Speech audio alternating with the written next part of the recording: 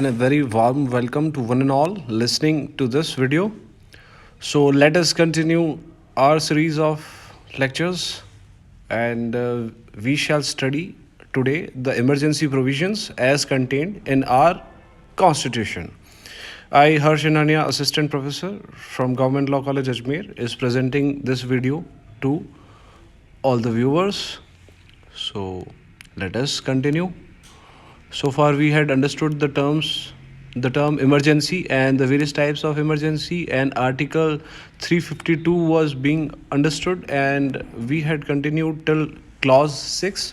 So we had understood the time limit in which that proclamation of emergency has to be approved, and it has to be approved by the both the houses of the parliament by a special majority. Okay, not only the total membership majority is required, but also 2/3 of the members present and voting should vote in favor of the proclamation of emergency. Then and only then that proclamation will continue to be in force, or else it shall fail within a time span of 1 month. So let us continue with the next clause. The clause 7 reads as, notwithstanding anything contained in the foregoing clauses, the President shall revoke a proclamation issued under clause 1 or a proclamation varying such a proclamation if the House of the People passes a resolution disapproving, or as the case may be, disapproving the continuance in force of such a proclamation. So, dear friends, we must understand what is this all about and what does it signify. Okay, so what it wants to convey is that such a proclamation can be revoked even by the Lok Sabha, that is to say the House of the People. Okay, so not only they but also the Union Cabinet can withdraw beforehand, but if such proclamation is withdrawn by the Lok Sabha, then the President has to revoke the proclamation of such emergency. All right, moving on to the next clause. Clause 8 reads, where a notice in writing is signed.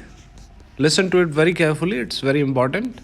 Okay, when a notice in writing is signed by not less than 1/10 of the total number of members of the House of People has been given of their intention to move a resolution for disapproving, or as the case may be, for disapproving the continuance in force of a proclamation issued under clause 1, which we had read, or a proclamation varying such proclamation. Okay, it can always be done. So what it wants to show is, what is the condition required for it?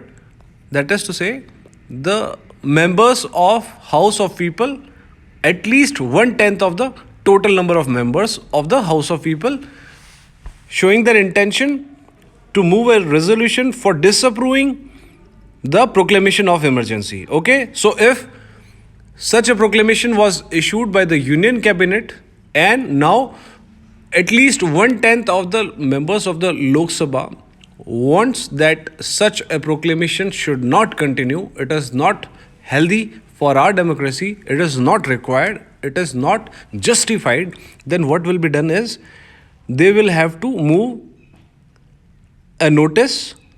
Okay, and notice has to be moved by at least 1/10 of the total number of members. Okay, and in that notice it must be very clear that they want to move a resolution for disapproving the proclamation of emergency. The second situation can be if the earlier emergency was imposed by the approval of both the houses. Now the condition is, after the expiry of 6 months, that has to be again approved by both the houses by a special majority.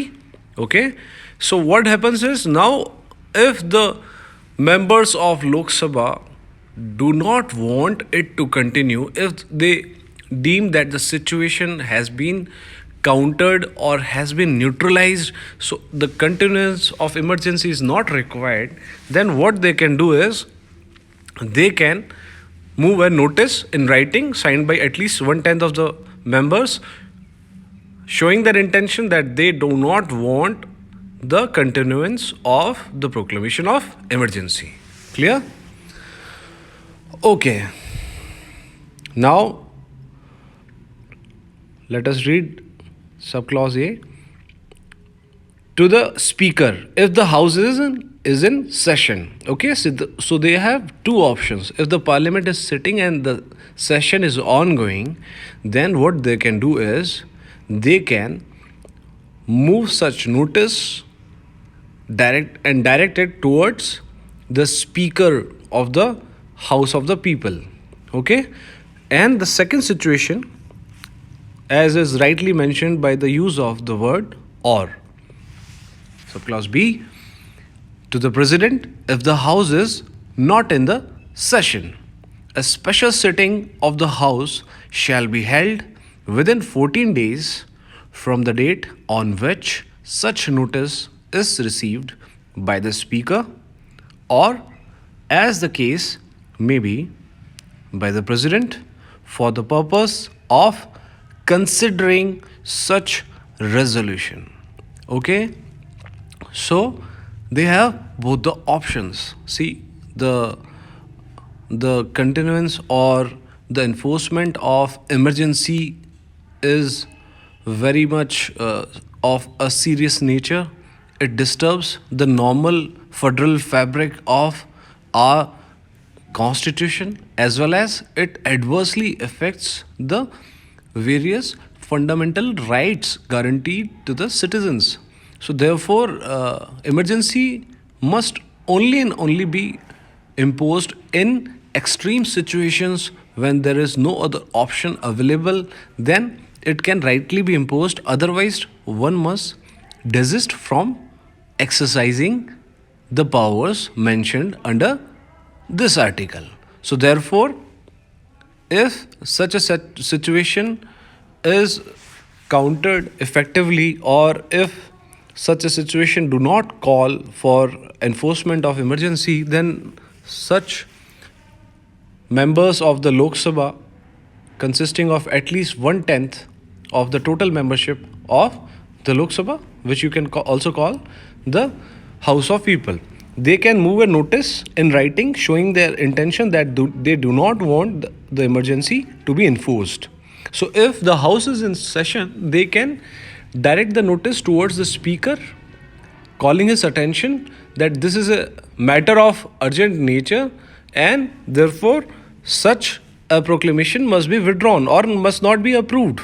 So either this can be done, or if the house is not in session, then what will be done is they will provide this notice in writing to the president. Okay, and the president or the speaker, as the case may be, shall convene the special sitting of the house, and that sitting shall be held within a time span of 14 days from the date on which such a notice is actually received by the speaker or by the president, as the case may be. Okay, so that such a resolution may be considered. Clear? Now let us continue. All right. Clause 9. Clause 9 reads, the power conferred on the president by this article shall include the power to issue different proclamations on different grounds, being war or external aggression or armed rebellion or imminent danger of war, external aggression or armed rebellion, whether or not there is a proclamation already issued by the president under the clause 1 and such a proclamation is in operation.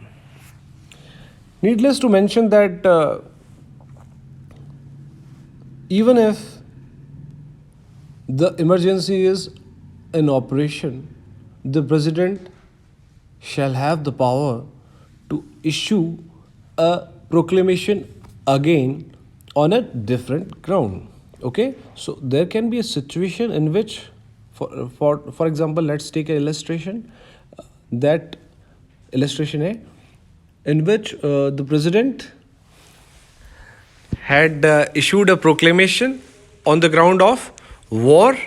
Okay, and now a situation has arisen in which there is a situation of armed rebellion. Okay, so in that case also we know that national emergency can be imposed, and there is an existence of grave nature. So then what will be done is the fresh proclamation, which shall be parallel to the earlier proclamation which was issued on the ground of war, can be issued. So now what is the net effect is two parallel proclamations are existing with regard to the national emergency. Okay, so the earlier one was on the ground of war and the next one was on the ground of external aggression, and they both will be in force because such a situation can arise, and accordingly the president shall have the power to issue